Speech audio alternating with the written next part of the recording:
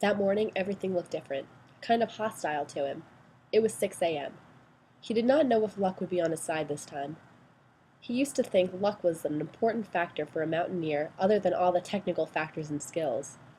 He was so inexplicably nervous that he did not even hear his mate, Tenzing, calling him. Tenzing drew closer from his behind and tapped on the shoulder. He turned and said, "What?" His voice was disgusted in wrath. Tenzing tried to calm his friend down. "Just said good morning, man. Take it easy." His nodding was for the point his friend had and for his foolishness. He raised his head up and opened his arms wide in the air. "Oh my God, you know that day is today, and I need your help. Please don't deny it." It was not snowing hard, but snowing anyway. Actually, they did not see any day pass without snow since the inception of their expedition. He shouted, "Come on, let's move ahead."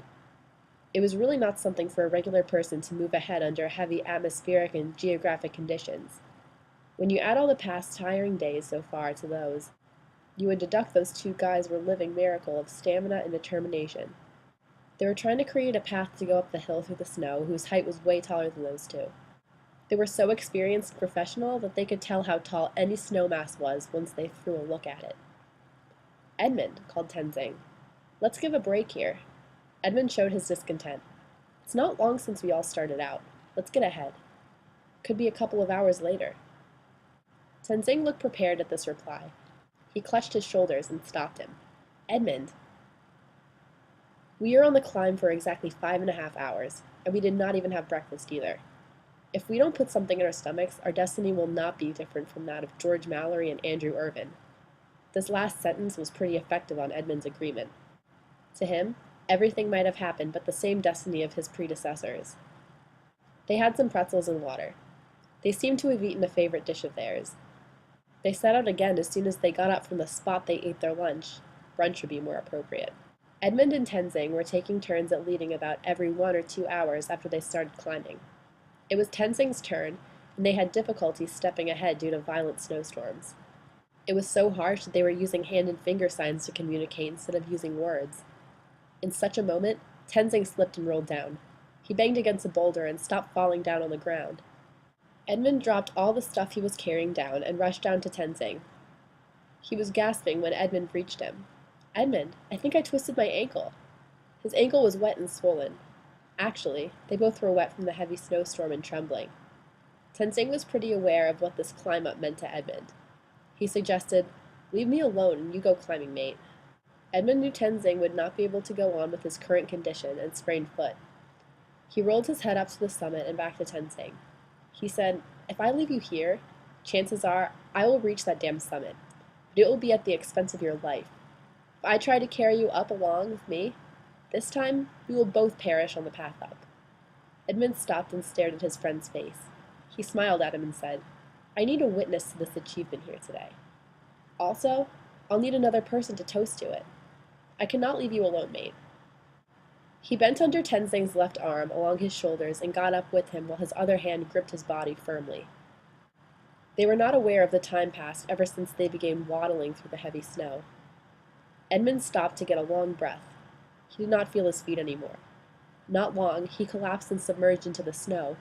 He shouted at Tenzing, but no reply. He got up and looked around for his mate.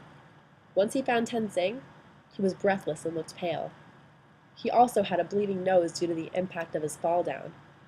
Edmund began pressuring his chest. This heart massage was the only thing he could do. Edmund was sobbing while he was applying the hand pressure on his mate. "Oh God, please help. Help me save him. I don't care about the summit anymore." Apparently, God was no late at responding the long, bitter cries he swirled for his mate. Tenzing coughed and had heavy breathing under the pressure of his chest. When he pulled himself together, his eyes got wider. Obviously, he looked baffled. Edmund thought he was going through a kind of shock after his state of non-breathing. Tenzing said, "Edmund, look back! Oh my God, look back!" Edmund turned back in fear and panic. He was dumb at the sight he faced. He sagged on his knees and continued glancing at the view. Meanwhile, Tenzing was shouting with joy, "We did it! We did it!"